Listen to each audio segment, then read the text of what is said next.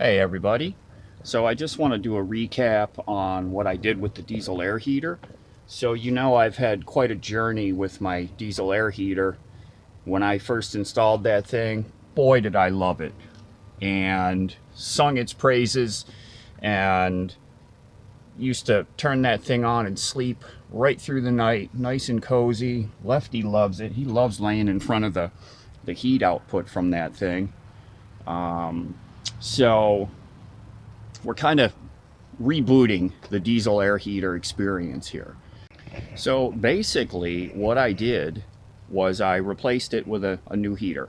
I showed this a little bit in a previous video, and I'm going to explain why I did this. So back when I was having trouble when the first fuel pump failed on the diesel heater, so I went online to order a new fuel pump, and a fuel pump was going to be 20 bucks, okay? 18, 19, 20 bucks. And I was having a hard time finding any that weren't shipping from overseas. In other words, they were going to take a long time to get here. So I went on Amazon. I saw that I could get a whole new heater with a pump for $105. And it was a lower power heater. The heater I had in there was, I think, too powerful for the size of the truck. That's why I always had to run it at such a low setting. And so I decided to go ahead and order a heater, lower power. So this one is I think I got the 2000 watt. So the other one I had was 8000. Was it really an 8000? I don't know. What I hear is that the 8000 is really just a 5. From what I hear, they're all the same, and it's just in the controller that it's detuned to be a 2 or it's a 5. So I don't know how they get 8. So anyways, I think this one is a 2.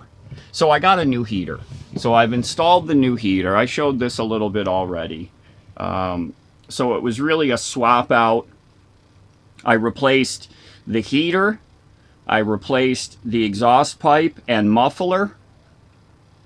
No, I didn't. I'm sorry. The new exhaust pipe was an inch shorter, or 2 inches shorter than the older one, and the exhaust pipe was fine.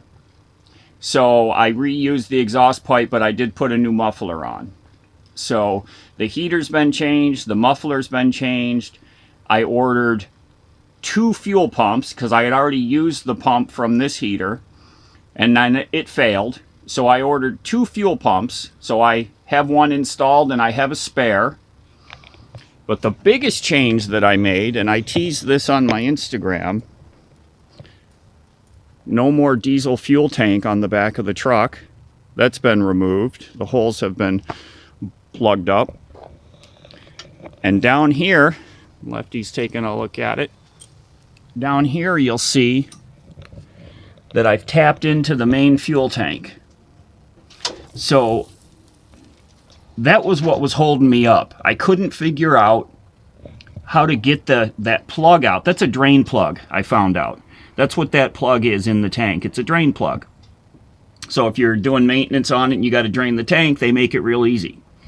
So I wanted to tap into that drain plug hole. And my hang up was, how am I going to take that out without fuel getting all over the place? So I said, okay, I got to run the tank empty. Well, there's no way I'm going to run the tank empty enough, because that thing is like the lowest point of the tank. So I was sitting here in New York a couple of weeks back thinking about this, and I thought to myself, if I can get the new fitting and get it all plumbed up before I have to take the plug out, I can just thread the plug out and really quick thread the new one in, and I shouldn't leak anything, a little bit. And so I said, okay, I need to know what size and what thread pitch that hole is.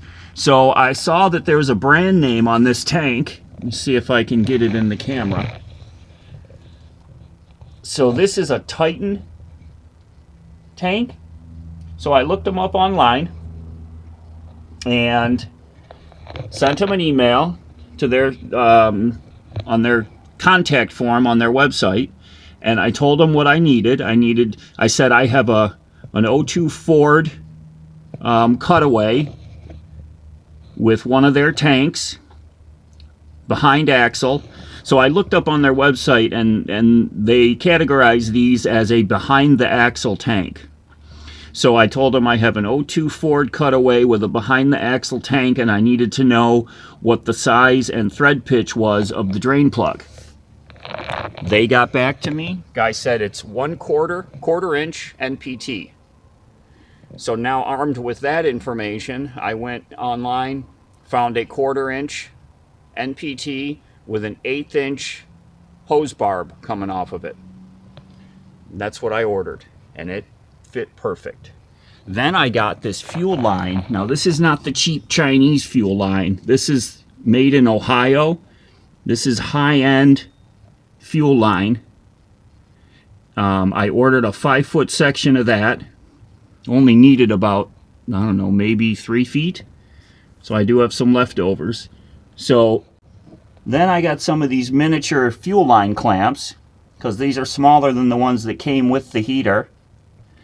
So I assembled my new fitting with my line to a new filter and up to a new pump, and then I threaded out. I got under here, I put a drain pan under it because I knew I was going to get a little bit of spillage. I threaded out the fitting, the plug fitting that was in there, popped that one in real fast, had a little bit of spillage, most of it just ran onto my gloves, and threaded the new one on there, and this is all installed. And I've run the heater.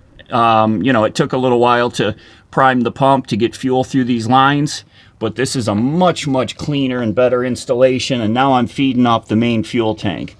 I'm going to go ahead and put some protective wire loom on this and then snug it up to the frame a little bit tighter. But this is perfect. I am so happy about this, and there you can see the little miniature fuel line fittings that I've got on there. So I have an assortment kit that I ordered that's got all different sizes of those little fittings. There's the new pump. Interesting, when I installed the exhaust pipe, this is the same exhaust pipe that I had on the other one. Put the muffler on. I wanted it to extend a little more, so I took the other exhaust pipe and just cut a little 3-inch section off of it, so that I have it now just protruding just past the side of the truck here. So very similar exit to the stock tailpipe. So this heater is now, once I get that wire loom on there and get that, okay buddy, get that line snugged up, that's done. So I also changed out the controller. The reason for that, because I had been messing with my settings on my other controller, and I didn't want to run that other controller, so I just replaced it with the controller that came with this heater. So all in all, new heater installed. So I'm feeling good that I'm not going to have issues with my heater. I have a spare fuel pump on board in case another one dies on me, but I do believe that those pumps were failing because of that external fuel tank allowing condensation, water, and possibly debris.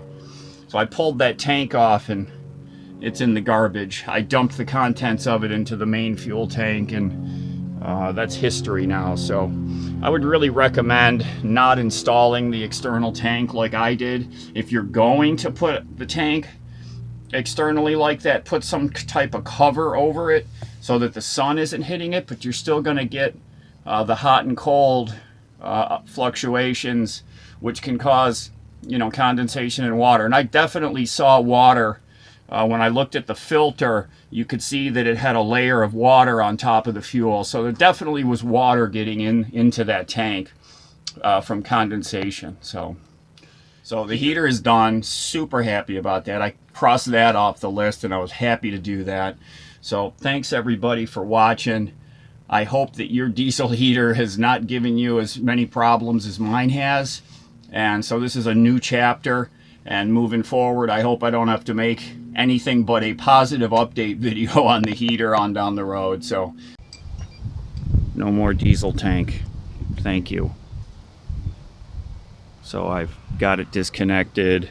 I've put screws here with rubber washers on them, and then a rubber washer here with a bolt just to plug the holes up where it used to be. And able to get this vent cover back on. That's been off for quite a long time because the fuel line came jutting through there. Thanks everybody for watching. We'll see y'all real soon. Tune in for the next video to see what the other projects were that we did during this maintenance stop in New York. See y'all real soon.